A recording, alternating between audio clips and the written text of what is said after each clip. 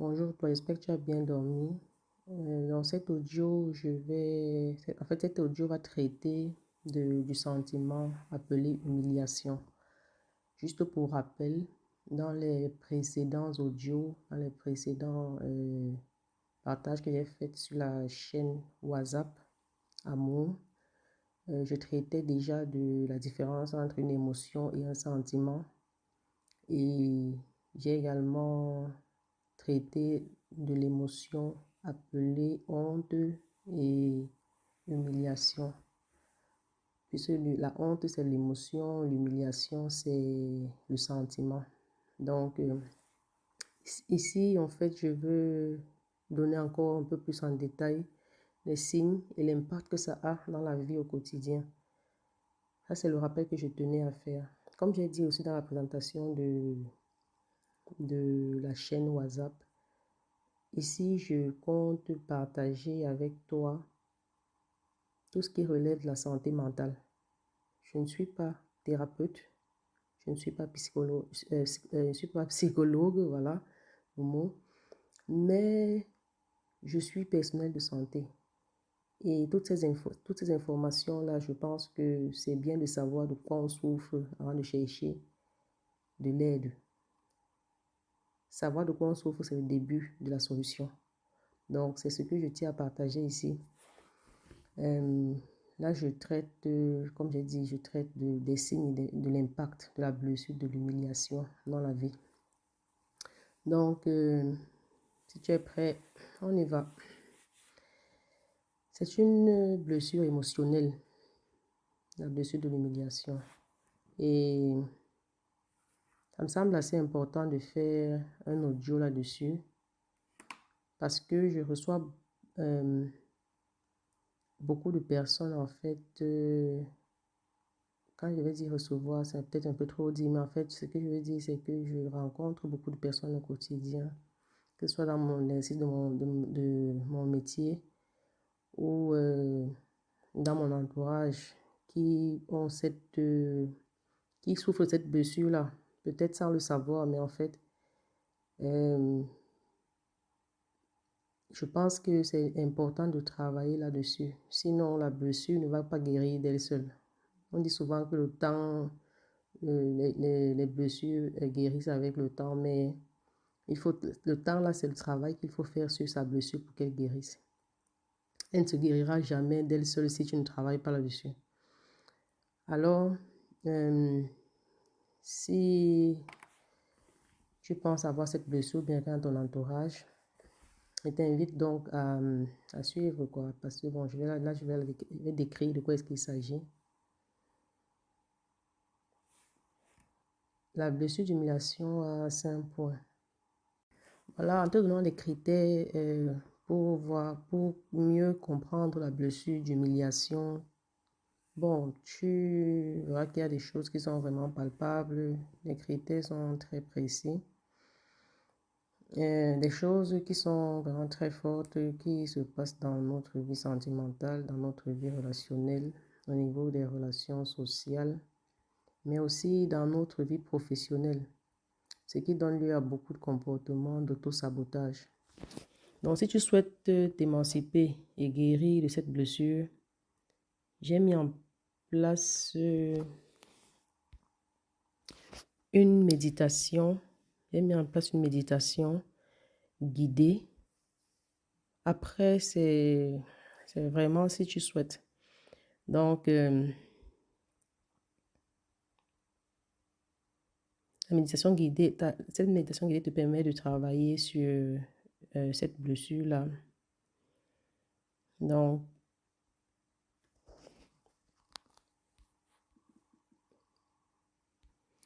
elle te permet de travailler sur cette blessure-là. Parce que, en fait, la grande majorité des blessures émotionnelles, ou bien des blessures émotionnelles, bien blessures émotionnelles que nous développons dans notre vie adulte, elles prennent racine dans notre enfance.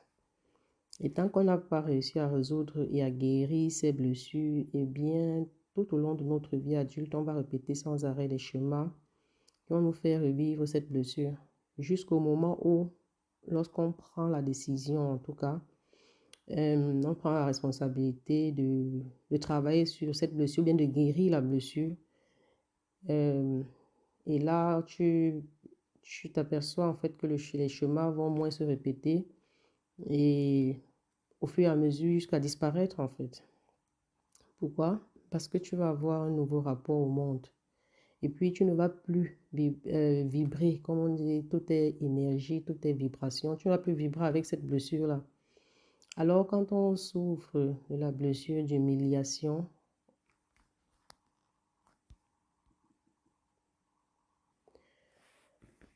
on se sent rabaissé, dévalorisé et ridiculisé en public. C'est une blessure qui touche profondément l'estime de soi. Et l'estime de soi est vraiment mise à mal dans la blessure d'humiliation. Et ça peut avoir un réel impact sur les relations. Puisque toi-même, tu as une piètre image de toi.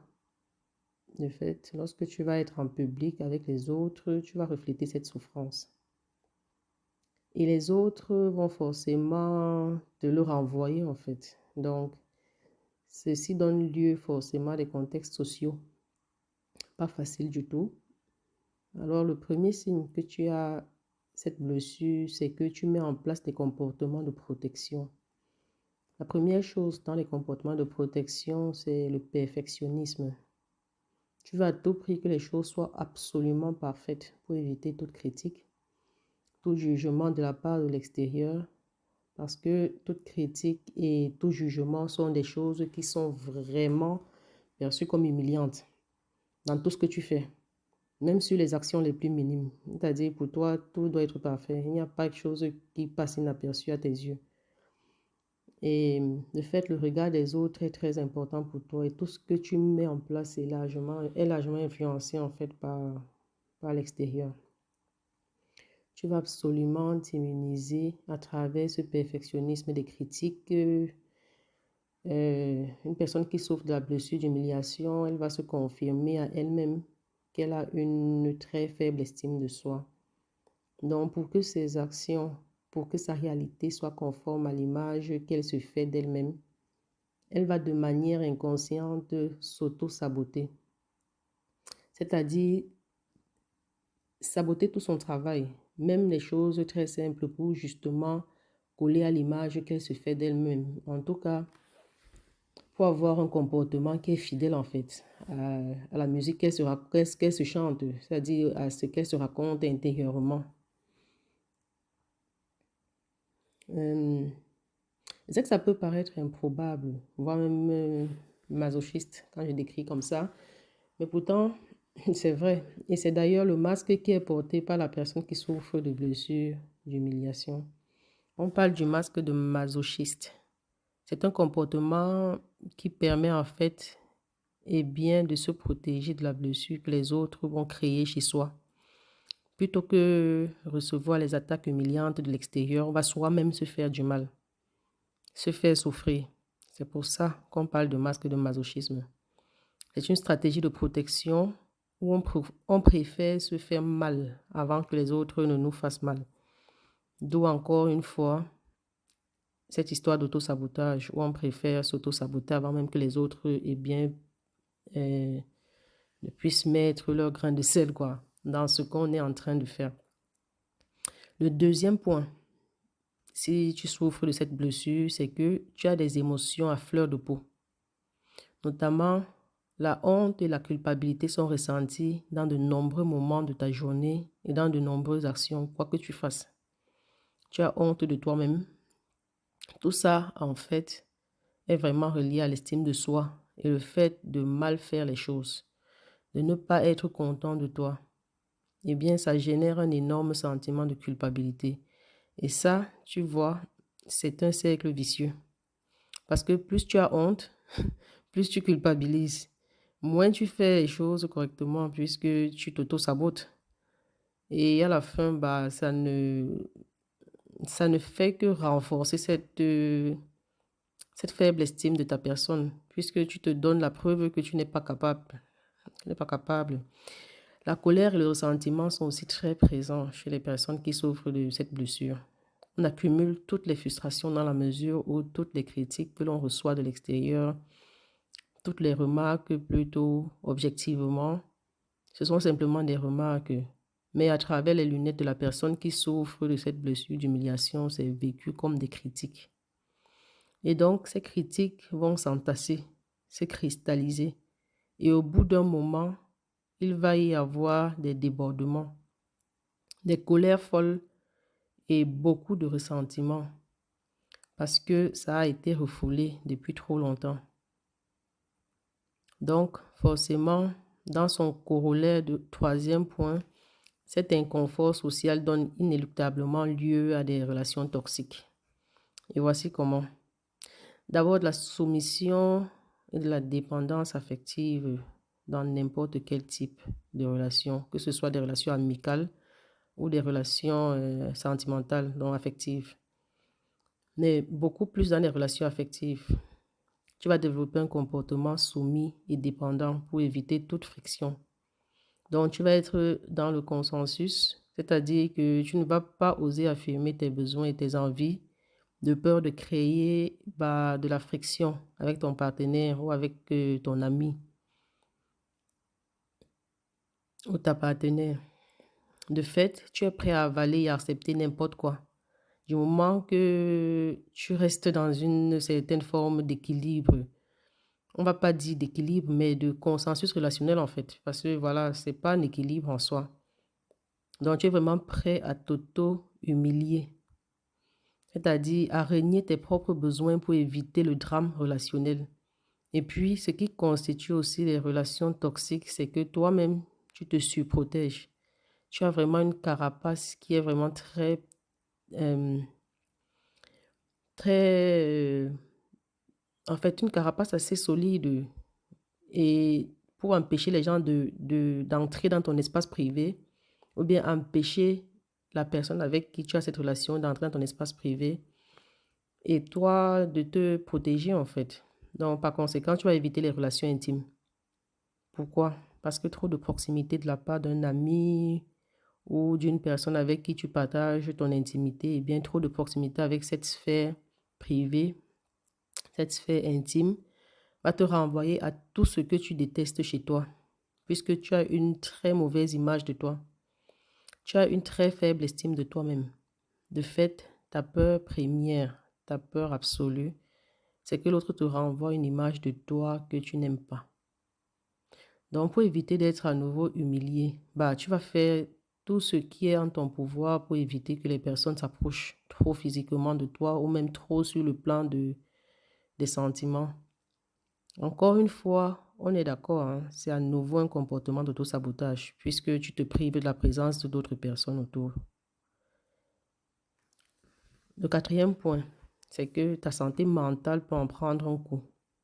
Tu es très souvent sujet à l'anxiété et à la dépression. Pourquoi? Pourquoi la dépression? Parce que une estime de soi qui est vraiment abîmée, qui est détériorée, l'image que tu as de toi-même renvoie forcément une image qui n'est pas vraiment favorable au bien-être et à l'épanouissement. Donc, plutôt que de faire du bien à travers de nouvelles initiatives comme faire du sport, sortir pour rencontrer du monde ou t'intéresser à un nouveau loisir, tu préfères te faire du mal. Tu préfères te faire du mal, oui, c'est ça vraiment. Et donc, à force d'être dans cette posture-là, d'être en fait masochiste envers toi-même, celui qui se fait souffrir tout seul, ça donne lieu forcément à des sentiments qui ne sont pas sympas à vivre. Ça va donner lieu à de la colère. La colère, on s'en veut soi-même, mais aussi de la tristesse. De fait, il y aura un mélange d'émotions. Tu ne pourras pas commencer, tu ne pourras pas expliquer, un peu comme un cercle vicieux. Tout ce magma émotionnel que tu entretiens dans ce cercle vicieux à travers cette relation toxique que tu as avec toi, toi-même va entraîner ou peut entraîner une dépression au niveau de ta santé mentale. Pardon. Il y a aussi un deuxième point, c'est l'anxiété sociale. Tu peux avoir peur de vivre des situations très compliquées en public. Tu peux avoir peur aussi d'être humilié en t'appuyant évidemment sur des expériences passées. En fait, t'as peur, la peur de l'absolu en fait. Que cette expérience passée se renouvelle. Tu as peur qu'elle se renouvelle, qu'elle se répète encore une fois. Tant qu'une blessure, comme je disais encore au départ, tant qu'une blessure n'est pas guérie, tu vas vibrer l'énergie de cette blessure. Tu vas à nouveau t'attirer des personnes ou des situations qui vont te faire vivre cette blessure puisque le monde extérieur n'est ni plus ni moins le reflet de la relation que tu entretiens avec toi-même. Donc, si tu te sens pas capable de vivre, en fait, si tu ne sens pas capable de vivre, mais les situations de socialisation dans le domaine public, dans les lieux publics, il faut d'abord que tu prennes soin de la relation que tu entretiens avec toi-même. Faire attention aux mots que tu emploies lorsque tu parles de toi. Faire attention aux pensées que tu as lorsque tu penses à toi-même. Le fait d'avoir des pensées et des réflexions négatives sur toi-même va te couper du monde. Et donc, pour éviter de souffrir, tu vas développer de plus en plus d'anxiété sociale, ce qui va de plus en plus te couper du monde et alimenter ton moulin en te disant que finalement, tu n'es pas fait pour les relations. La preuve, à chaque fois que tu sors, évidemment, ça va se passer mal, ou bien ça se passe mal. Donc, du coup, ça te fait te dire intérieurement que tu avais raison, en fait. Donc, ça conduit à ce qu'on appelle, en fait, l'auto-sabotage, tout simplement. C'est un biais qui vient confirmer quelque part que tu as une image de toi qui est fidèle aux propres histoires que tu te racontes. Mais ça ne fait qu'entretenir un cercle vicieux et ça ne fait que chuter l'estime de toi. Et le cinquième point, ce sont les comportements de compensation qui peuvent être mis en place. La procrastination est un élément très important chez les personnes qui souffrent de trahison. Alors, dire trahison comme ça, je vous vois venir, mais ne vous dites pas que si vous procrastinez, c'est parce que vous souffrez de la blessure, de l'humiliation et que c'est irrémédiable. Non, non. Donc, on ne peut rien y faire ou bien... Non, pas du tout. Pas du tout. En fait, on peut toujours faire quelque chose et c'est d'abord le but de la résilience. C'est pas essayer d'être parfait, mais c'est essayer de croître autrement avec ce qu'on a pour pouvoir. Donc, progressivement, ne plus être enfermé dans cette blessure. Chercher à sortir, en fait, de ces schémas qu'on s'est fait.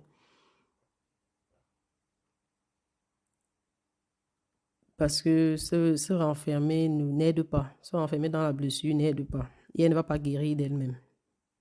Donc, arrêtez les justificatifs, arrêtez de se contenter, mais cherchez plutôt à guérir la blessure, c'est-à-dire à travailler sur la blessure. Donc, un comportement qui ne vous convient pas, c'est bien de le comprendre.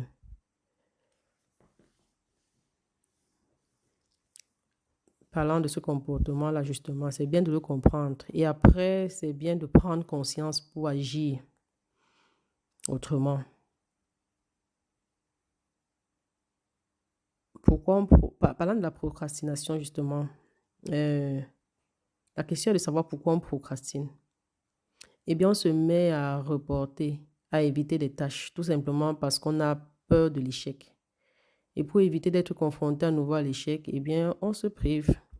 On se coupe de la mise en action pour éviter ce sentiment désagréable. Sauf que lorsque tu procrastines, tu as d'autant plus d'occasions de culpabiliser et d'être encoulé après toi, puisque tout ce que tu dois faire, les tâches importantes, elles ne sont pas faites. Ce qui ne fait encore une fois qu'alimenter cette faible estime de toi et ce sentiment de culpabilité. Parce que tu te dis que finalement, tu es incapable d'y arriver en termes de compensation. Ça rejoint l'anxiété sociale. Tu vas volontairement t'isoler. Tu vas faire le choix de la solitude, en fait. Donc, tu vas préférer rester seul pour éviter les situations humiliantes sur le plan social. Donc, plutôt qu'être confronté et aborder frontalement cette blessure. Et ça, c'est normal, c'est un mécanisme de protection. J'entends que ce soit compliqué. Tu vas faire le choix et bien de mettre ta vie sociale de côté pour éviter de nouveau de souffrir. Alors, ces comportements, évidemment, ils ont de nombreux impacts sur ta vie sociale, sur ta vie émotionnelle et sur ta vie professionnelle. D'abord, au niveau de tes émotions, tu as la sensation d'être jamais à la hauteur. Donc, il y a vraiment une faible estime de toi. Et cette faible estime de soi engendre forcément des émotions désagréables comme la colère et la tristesse. Donc, ça, c'est vraiment quelque chose dont tu dois te rendre compte. Et dès lors que tu vis des situations qui te font émerger, ces émotions-là, ne les garde pas en toi. Ce que je te conseille vraiment, c'est de les faire sortir. Car comme j'ai dit dans un précédent audio, ce qui ne s'exprime pas s'imprime. Alors, c'est mieux de les exprimer pour mieux les conscientiser. Je te l'ai déjà dit dans les audios passés. On est animé par des émotions. Et ce sont les mouvements physiologiques qui nous traversent. Mais nous ne sommes pas nos émotions. C'est bien de ne pas nous identifier à nos émotions. Ces émotions sont simplement des indicateurs qui viennent t'indiquer, avec la répétition, comment toi-même tu peux retrouver un état d'équilibre.